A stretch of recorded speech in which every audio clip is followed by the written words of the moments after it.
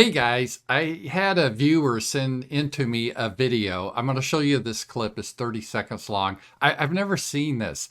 And how she got it is when she was young in the 90s, I guess she was a teenager in the 90s, her dad would copy on VHS some videos, rock videos on MTV.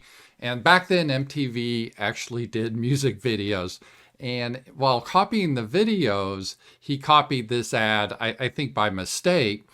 Sadly, this lady, she said her dad just recently passed on. She was going through all these old VHS tapes, and she found this commercial on MTV, and she said, "Take a look at this. This will amaze you." So again, this was from about the mid 90s. We're talking about 30 years ago. Let's take a look.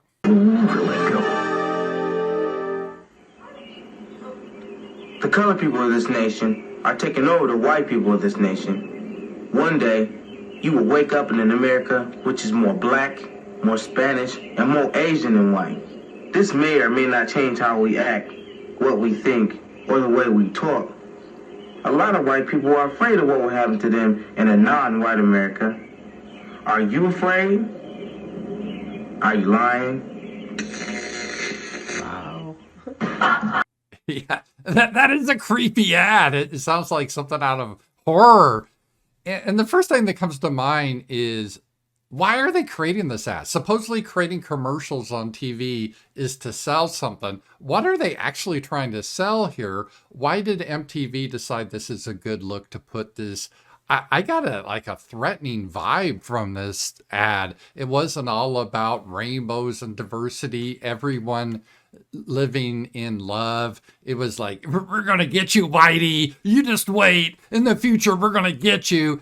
That's the vibe I got. And we'll take a look at it, which is really strange because MTV, when it first started, I'm old enough. I can remember when MTV started in the early 80s. I think I was in right around college age, because I remember in college we used to always have MTV on.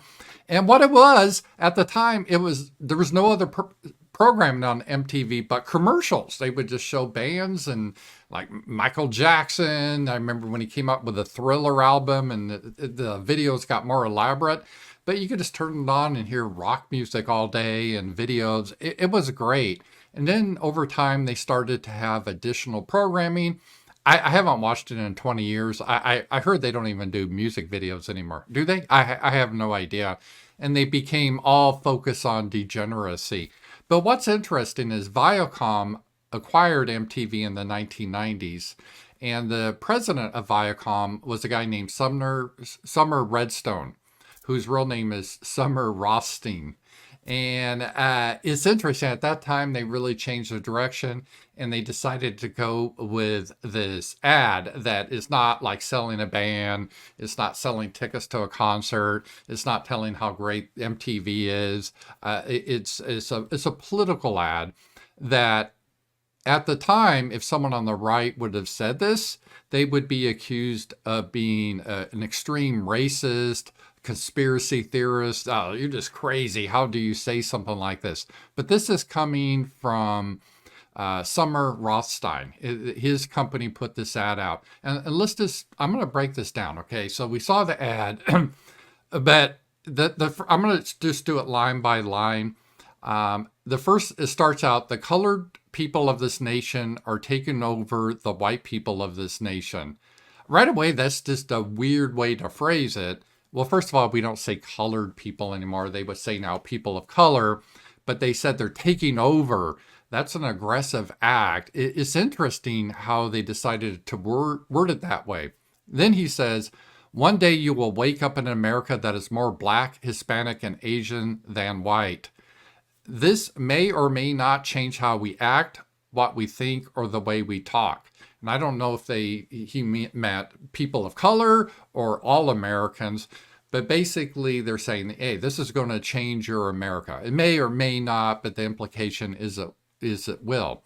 Then the next line, a lot of people are afraid of them, what will happen in a non-white America. Well, if you saw what happened in Haiti and the massacre there, you saw what happened in Zimbabwe, Rhodesia, and South Africa.